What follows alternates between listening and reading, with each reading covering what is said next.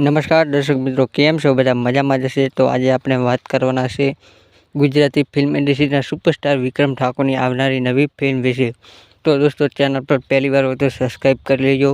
તો આ ફિલ્મની ઘણી બધી રાહ જોવાઈ રહી છે। કોણ પોતાના કોણ પારકા, જે વિક્રમ ઠાકોરની સુપરહિટ ફિલ્મ સાબિત થઈ હતી। એવું ને એવું એક ફિલ્મ પણ હાલ ભેળું ગામડે બે સેમ ટુ સેમ કોપી છે।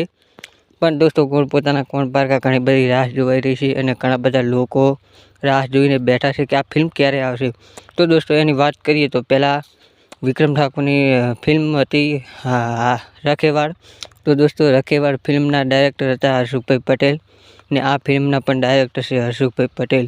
તો દોસ્તો, બંને ફિલ્મના ડાયરેક્ટર એક જ છે, હર્ષુભાઈ પટેલ, ને તેમની ફિલ્મો એક ચેનલ છે જેનું નામ છે સિનેકોમ ગુજરાતી। તો એ ચેનલ પણ હર્ષુભાઈ પટેલની છે અને એ ચેનલમાં વિક્રમ ઠાકોરની ફિલ્મો આવી ચૂકી છે। રખેવાળ ફિલ્મ આવી છે, કુટુંબ ફિલ્મ પણ એ ચેનલ પરથી આવી છે।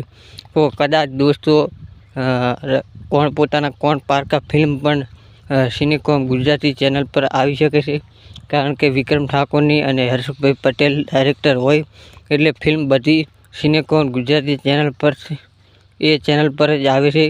તો આ ફિલ્મ પણ એ ચેનલ પર આવી શકે છે દોસ્તો, કારણ કે હર્ષુભાઈની ચેનલ છે એથી, અને એ ચેનલમાં પણ વિક્રમ ઠાકોરના ફિલ્મ બધાએ આવતા હોય છે। તો એવું લાગી રહ્યું છે કે એ ચેનલ પર આ ફિલ્મ આવી શકે છે। બાકી તો આ ફિલ્મના ચાન્સ બહુ ઓછા છે અત્યારે, કારણ કે નવી નવી ફિલ્મો બધી યુટ્યુબ પર આવતી હોય છે।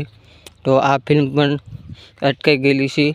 તો દોસ્તો, આપણે અંદાજો મારી શકીએ કે સિનેકોમ ગુજરાતી ચેનલ પર આવે।